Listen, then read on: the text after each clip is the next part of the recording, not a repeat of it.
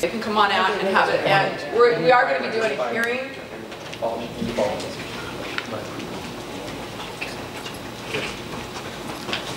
So they can have a seat next to their clients, their counsel.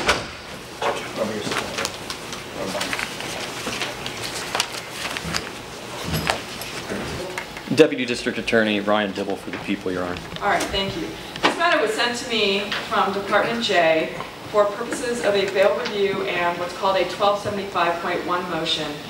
For purposes of count 13, possession for sale, was that the date a search warrant was executed and yes. They just found more marijuana? Yes, Your Honor. Okay, thank you very much.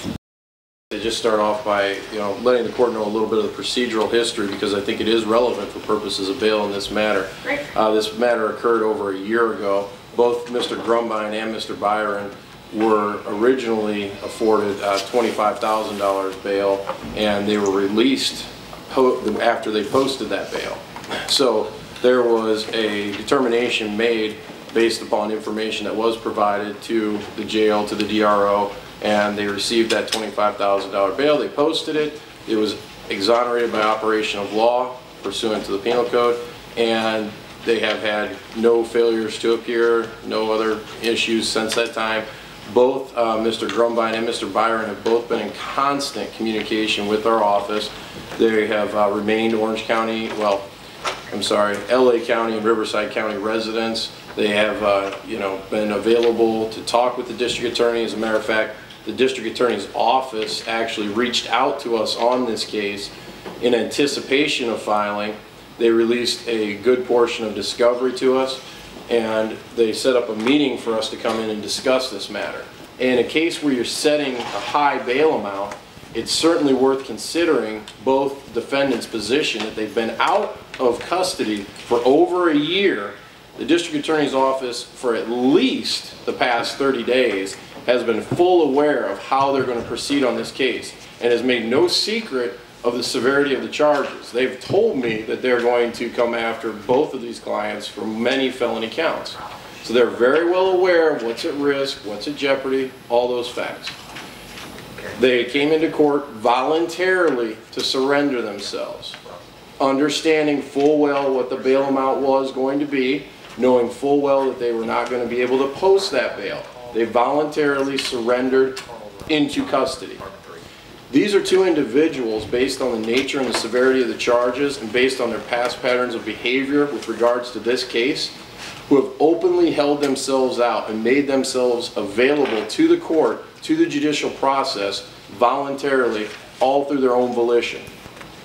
The district attorney may have stated that no income or no sales tax was paid. However, from their discovery, I think Mr. Dibble would acknowledge that in fact sales tax was paid. It's just they're claiming it was underreported. Not all of it was allegedly paid. So there was payment of sales tax, but it's just not all of it. Go ahead. This isn't a factual hearing on that issue, but our understanding... None of this is factual, quite frankly. The charges are assumed true by this court, which is the code. People in our criminal system are presumed innocent until proven guilty, except statutorily and legally when deciding bail. In fact, for whatever reason, our legislators and our court system does feel that for purposes of setting bail, you are presumed guilty of the charges to set bail. The court is also guided by Penal Code Section 1275. Number 1, public safety. Number 2, seriousness of the offense. Number 3, ties to the community and likelihood of making future court appearances. And number 4, a person's record. So I'm going to go in reverse order. Number 4, there's no record. So we're over that one. Number 3, ties to the community and likelihood of making future court appearances. It's quite clear that these defendants have strong ties to the community and will make future court appearances. I am not concerned with that. I'm going to skip to number 1, public safety, because I guess in light of the nature of the charges and what I understand the affirmative defense to be, that this is actually a legal marijuana dispensary, many would argue that this is an incredibly safe activity and not really presenting itself to public safety. Number 1 factor under 1275 is more concerned when we're dealing with serious or violent felonies. I'm not so concerned with that one here. However, I am concerned with number 2, seriousness of the offense. The medical marijuana law is one that has given the privilege in order to allow for marijuana dispensaries, despite the regular feelings about marijuana and the state's current status on it, and needless to say, the federal standard on it. Unfortunately, many people are taking advantage of this law and are profiting from this.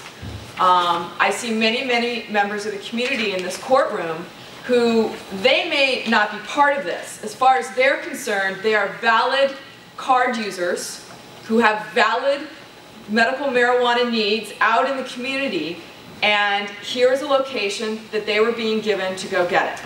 And I have no dispute with the members of the audience, and the court is aware of many valid medical reasons in which marijuana could very well help alleviate very distressful symptoms to certain individuals.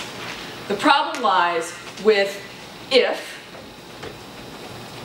your clients are taking advantage of that for profit.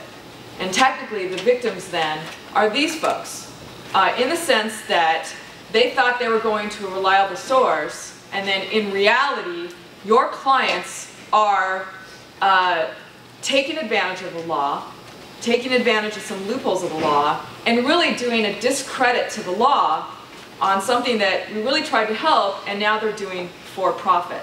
And the reason why I say it's serious is that if it's true, that's the exact activity that's going to allow the legislature to change the medical marijuana law and ban it entirely and not allow for those legitimate needs of it to be accessed by people unless they go through illegitimate means. So the potential of this kind of activity, I think, is very harmful and very potential to legitimate victims out there who were finally given the opportunity to have an alternative form of medicine to them. That having been said, your OR motion is denied, because I do feel that this falls under 1275 and bail should be set. However, I do in fact agree with you in regards to what sometimes is coined stacking bail.